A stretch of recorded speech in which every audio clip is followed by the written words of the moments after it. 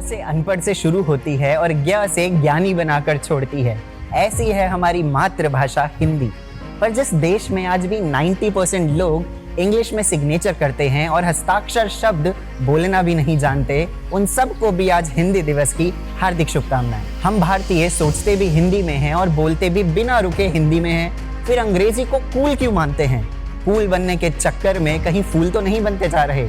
English सिर्फ एक भाषा हो सकती है, पर वो टैलेंट या समझदारी की परिभाषा नहीं हो सकती। MNC में as a medium of language English का यूज समझ आता है, पर सिनेमा काउंटर्स पर, फूड आउटलेट्स में, यहाँ तक कि सिक्योरिटी गार्ड तक से इंग्लिश में बोलना क्या हमें कूल या हाई स्टैंडर्ड का बना देता है? टोनी, सैम, मैक, निक के रूप में कब ये इलॉजिकल नाम कुत्तों से इंसानी बच्चों तक के हो गए, हमें भी नहीं पता चला।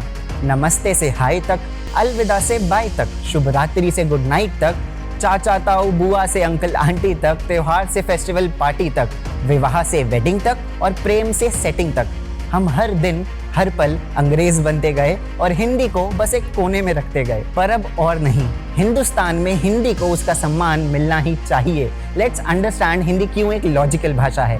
फर्स्ट, बोलने और लिखने के पर्सपेक्टिव से हिंदी एक सीक्वेंशियल भाषा है जो बोलने, लिखने या सुनने में एक सीक्वेंस फॉलो करती है। मोर ओवर, हिंदी में हर एक लेटर का अर्थ और उसका साउंड एक सीक्वेंस में ही होता है।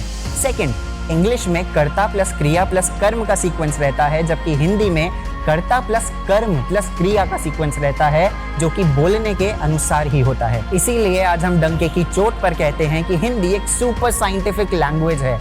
Wonder how? Let's understand this. क ख ग घ ङ कंठव्य कहे गए क्योंकि इनके उच्चारण के समय ध्वनि कंठ से निकलती है।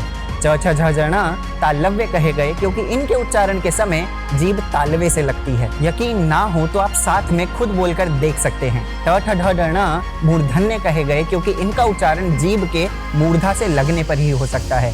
त थ द ध न दंतीय कहे गए क्योंकि इनके उच्चारण के समय जीभ दांतों से लगती है।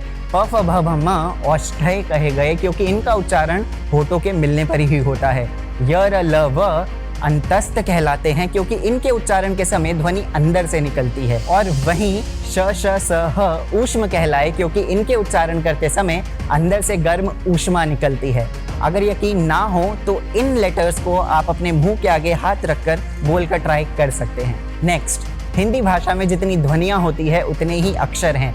इंग्लिश में ऐसा कुछ नहीं है। जहां कहीं भी कभी भी कुछ भी होता हो वो इंग्लिश है। अंग्रेजी में ख साउंड के लिए KH यूज होता है तथा ठ के लिए TH और द के लिए भी यही TH यूज होता है। घ के लिए GH यूज होता है, वहीं GH से फ की ध्वनि भी बनती है। For example, enough, rough, cough, laugh and tough. और इसी GH का उच्चारण कुछ शब्दों से गायब ही है, जैसे although, though and through. We could give you just one simple example. छू लो तो चरण, अड़ा दो तो टांग, धस जाए तो पैर, फिसल जाए तो पांव।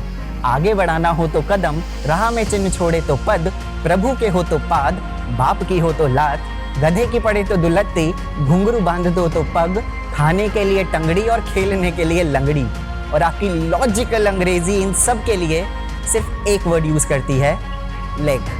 इसीलिए हिंदी अद्भुत है। और अब अंत में हम बस यही कहेंगे कि इस पूरी वीडियो को सुनने के बाद विडंबना यही है कि हिंदी दिवस की वीडियो में भी लोग सोचेंगे कि यार शुद्ध हिंदी में बोले, थोड़ा नॉर्मल इंग्लिश भी यूज करके समझाते। तो जवाब में हम यही कहेंगे, आज से हिंदी को ही न्यू नॉर्मल बनाइए। Be a proud and unapologetic Hindu, ऐसा हिंदू जो हिंदी पर भी गर्व करे।